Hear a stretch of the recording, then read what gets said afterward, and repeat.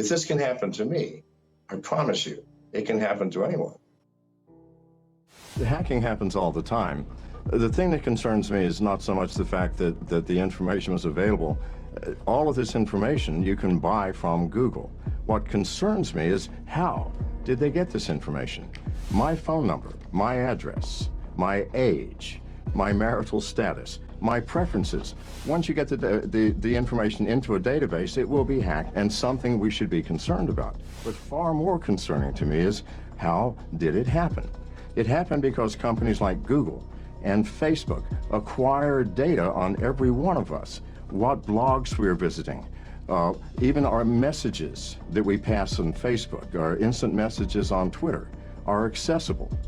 And these things are collected so that we have no privacy. Every router that's in use, accessible to hackers, to the CIA, that they can take over the control of the router. They can monitor all of the traffic, and worse, they can download malware into any device that is connected to that router. So I personally never connect to any Wi-Fi system. Every router in America has been compromised. We have all known this, and we've been warning about it for years. Nobody pays attention until something like WikiLeaks comes up and says, look, this is what's happening. Then the world goes, oh, but we've been saying it for years. And it is devastating in terms of the impact on American privacy, our individual privacy, because once the router is compromised and it infects the cell phones that are attached, your laptop, your desktop computer, your tablet, then they become compromised. And not only can you watch the data, you can start listening to conversations. You can start watching through the cameras on these devices. If you actually go to Starbucks and get on the free Wi-Fi, you're being very foolish, because not only is the router compromised at Starbucks, but there are people in Starbucks that have devices pretending to be Wi-Fi.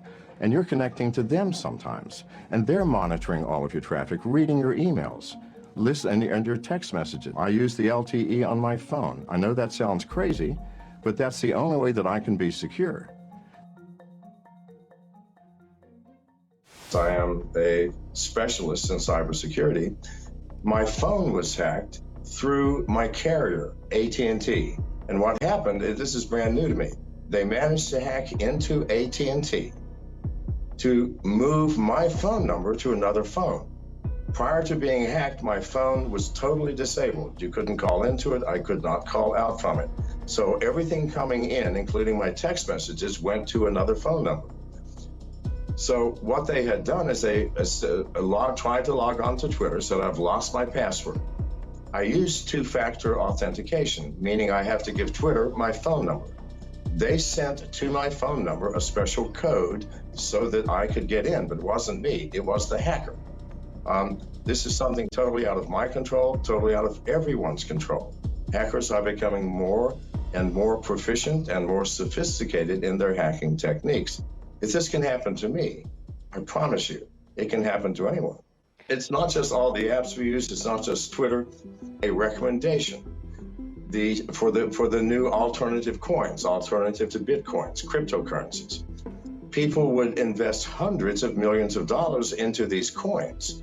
What the hacker did was he recommended 6 different coins within 6 minutes and invested, I'm sure, much money beforehand into those coins. As the coins rose, the hacker sold his money.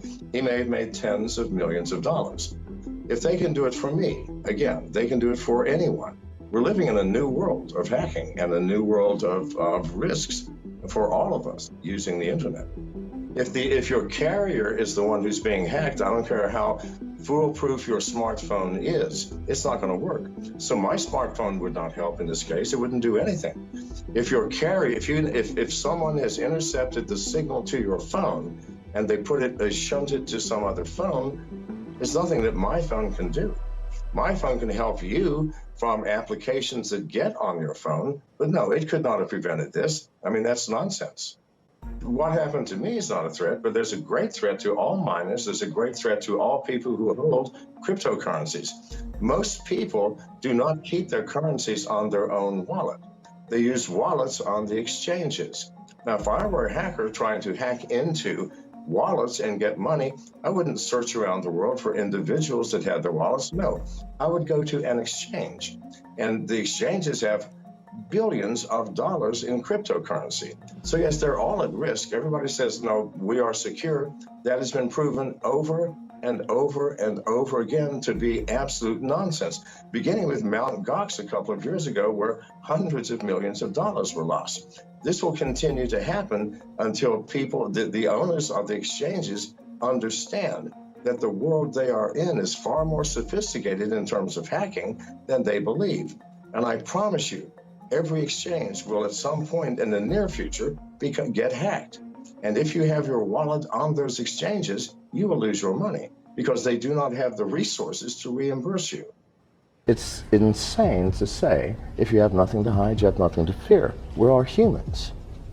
Now something that you may not know is that over half of all smartphones, both iOS and Android, are infected with keystroke logging software. Every pornography site in the world, how do you think they make their money? This is the issue. It costs millions of dollars to maintain these massive databases and have the bandwidth to disperse this pornography. And yet you don't pay? Yes, you're paying. The instant you visit the site, if you have an Android, for example, the site runs a JavaScript which sets the download unauthorized application flag. The very first video that you watch, you clicked, you did something. Downloads, first and foremost, a remote rooting function. If it's an iPhone, a remote jailbreaking program. All can be remotely rooted now. After it's rooted, they download a keylogger, and all this takes just a matter of seconds. And from that point on, somebody is watching every single one of your keystrokes. Now, people pay these pornography sites for the ability to put their keylogging software on your phones. Why? Maybe you do online banking, all right? You have a password, you have an application. The very first time you've logged into your bank to check your balance or do anything, they go, thank you very much. And the next day, your bank balance will disappear. Now, why has this not happened to you already? Because hackers are not stupid. In order to take something, they have to download additional software. If they only take 400 or 500 people's bank accounts in one day, then the next day, the white hat hackers are going to say, this is how they did it.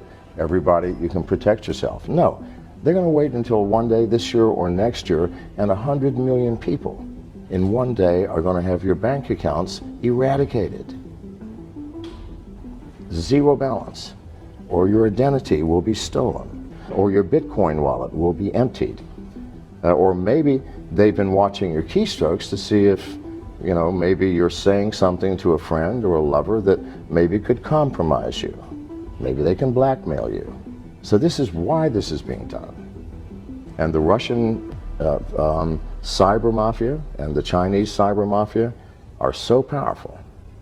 They pay literally hundreds of millions of dollars to these pornography sites to allow them to access your smartphone so that at some point they can utilize that. It's something to think about. What is the cloud? We haven't thought this through, people. The cloud is a place where I'm going to store data. I don't know what computer it's on or even what country it's in.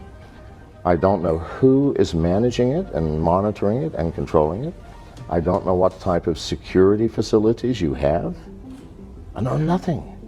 And I'm willing to put my valuable data there? No. Why would we do that? And why do we use the cloud? We use it because it makes life easy. I can access my data from anywhere and from any device, on an airplane, my smartphone, my laptop, who cares? It would have to be a new type of cloud, a cloud that you, as the user, have control over to the extent that you get to choose the location of your data. The ridiculousness of wallets, keep in mind that if you've been to a pornography site, someone's watching you anyway. As soon as you install the wallet, you just gave up your wallet to any hacker who wants access to it. To keep the wallet on any intelligent device, whether it's your laptop, your desktop, or any mobile device, that's insane. It will get stolen. The world is changing rapidly. The entire world is teetering on the edge of a cliff, dangerously, where we are allowing these devices to basically become our masters rather than the other way around. And these devices are spy devices.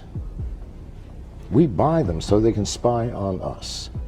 And that's creating a great deal of danger. It would be a horrific world. It should be waking people up. But instead, we're still drawn into this tiny little colorful, entertaining screen.